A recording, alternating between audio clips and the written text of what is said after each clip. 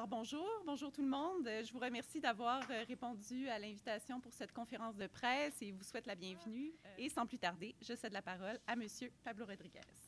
Alors, merci beaucoup. Bon matin tout le monde, vraiment content d'être ici. Monsieur Champoux, chers collègues à la Chambre des communes, Madame Lacoste, mairesse, Madame Gagné-Prudhomme, merci de la présentation. Monsieur Voyer, content d'être ici chez vous. Et ici même, quand on regarde ça ici même à Drummondville, ben, dans votre nouvelle usine, vous allez implanter une nouvelle technologie. Ça va être une première en Amérique du Nord. Et donc, c'est vraiment un privilège pour moi d'être ici avec vous aujourd'hui et qu'on annonce ensemble une bonne nouvelle. C'est une contribution du gouvernement fédéral de 1 million de dollars à Soprema. Donc, qu'est-ce qu'on veut devenir et qu'est-ce qu'on veut faire et comment on peut changer le monde d'aujourd'hui, puis comment on peut avoir de l'influence sur le futur, puis sur les jeunes générations qui s'en viennent aussi. Donc, le projet d'aujourd'hui, c'est assez simple, c'est de partir de matériaux qui actuellement ne sont pas recyclés ou recyclables facilement, de les transformer et de les réutiliser dans nos usines d'isolation thermique. Deux gros avantages. Oui, donc on annonce une aide du gouvernement fédéral de 1 million pour notre projet de production de polyol carrément recyclé à partir de matériaux qui vont être recyclés ici au Québec. Donc, c'est un investissement qui est important, mais surtout, ça prend tout son sens en termes de réduction du tonnage de CO2 qu'on va utiliser et produire.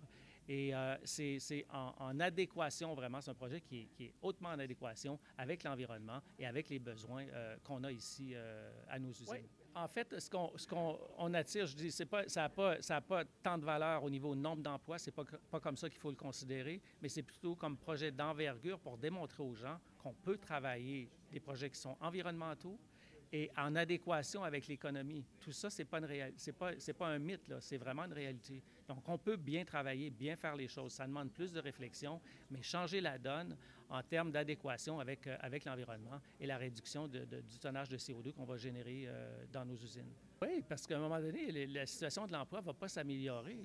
Les gens parlent de problème d'emploi. Ce n'est pas un problème d'emploi, c'est une situation dans laquelle on vit maintenant. C'est une réalité. Ce n'est pas un problème, c'est une réalité. La situation du manque de main-d'œuvre ne va pas se régler demain. Ça ne se réglera pas.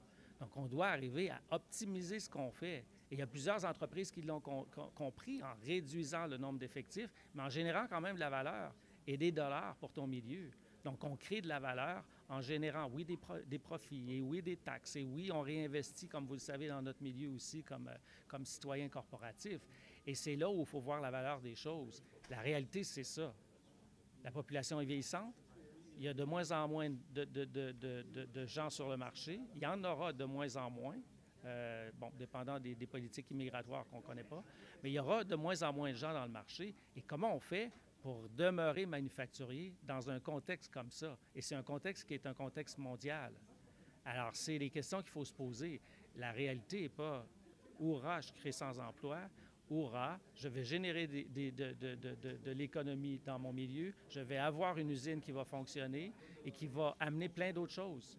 Et c'est là la perspective qu'il faut voir. Comment on fait? Puis comment on fait tout ça en se disant, ça marche, on va réduire notre tonnage, on va réduire nos frais de transport pour partir à l'autre bout des États-Unis pour ramener ici, c'est produit ici, c'est fait ici, c'est utilisé ici et on fait des matériaux durables qui vont avoir une durée de vie de 40 ans et plus dans le marché. Ça marche et ça, c'est en adéquation avec ton économie et ton environnement, là. Et c'est ça qu'on veut faire aussi.